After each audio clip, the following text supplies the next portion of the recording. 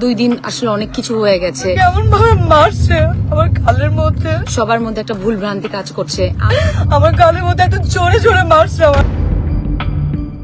মানিকগঞ্জে পুতুলের বিয়ে নাটকের শুটিং সেটে ছোট পর্দার অভিনেত্রী তানজিন তিশার বিরুদ্ধে মারধরের অভিযোগ তুলেছেন সহশিল্পী সামিয়া অথই। গত 3রা মার্চ ফেসবুক লাইভে সামিয়া অভিযোগ করেন শুটিং চলাকালে তিশা তাকে একাধিক থাপ্পড় মেরেছেন। চিত্রনাট্য অনুযায়ী শুধু একটি হালকা থাপ্পড় মারার কথা ছিল, কিন্তু তিশা স্ক্রিপ্টের বাইরে গিয়ে অতিরিক্ত আঘাত করেছেন।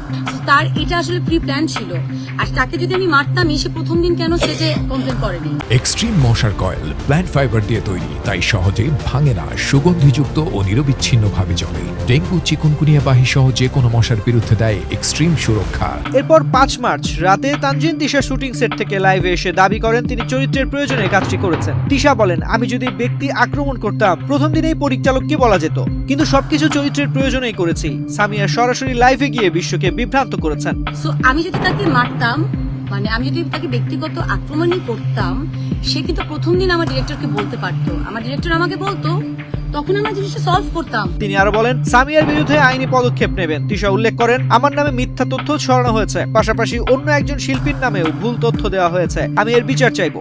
এছাড়া ওয়াশরুমে 1 ঘন্টা থাকা, নেশা করা, গন্ধের অভিযোগ সবই ভিত্তিহীন বলে জানান তিশা। 40 মিনিট 50 মিনিট এরকম বাথরুমের মধ্যে আটকা থাকতো, কি খায় না খায় আমরা জানি না, মানে গায়ে থেকে গন্ধ আসে। সামিয়া অথর ড্রাইভার কিন্তু এতটুকু অ্যাক্সেস পাবে না যে তানজিন তিশার খুব কাছাকাছি এসে গাঁজা খাওয়ার দৃশ্য দেখবে, অথবা এটা পাবে। শুটিং মানিকগঞ্জের মাইলাগি গ্রামে অনুষ্ঠিত হয় রাফাত মজুমদার রিঙ্কুর পরিচালনায়। নাটকের অন্যান্য শিল্পীরা ছিলেন মীর রাব্বি ও অন্যান্য অভিনেতা। সামিয়া দাবি করেন একটি দৃশ্যে তাকে তিশাকে আলতোভাবে থাপ্পড় মারতে বলা হয়েছিল, কিন্তু তিশা তাকে একাধিক থাপ্পড় মারেন এবং সবার সামনে অকথ্য ভাষায় আক্রমণ চালান। এ ঘটনার পর নাট্যাঙ্গনের শুটিং সেটের নিরাপত্তা, পারস্পরিক সম্মান এবং চরিত্রের প্রয়োজনে শারীরিক আচরণের সীমা নিয়ে ব্যাপক আলোচনা ও বিতর্ক সৃষ্টি হয়েছে।